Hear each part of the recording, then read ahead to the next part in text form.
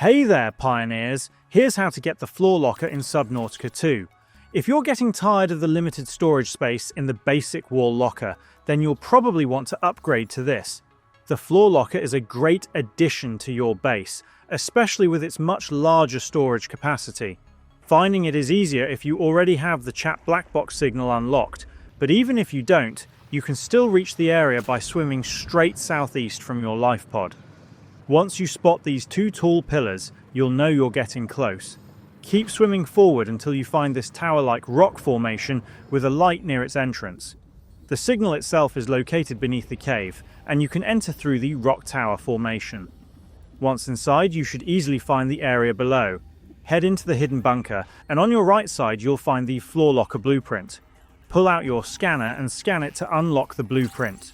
After that, return to your base and use the Habitat Builder to construct it under the Interior Facilities tab. It requires 3 titanium and 1 quartz to build, and that's all there is to it. If this video helped, please leave a like, drop a comment, and subscribe to the channel for more quick dive guides. Thanks for tuning in, and I'll see you in the next video.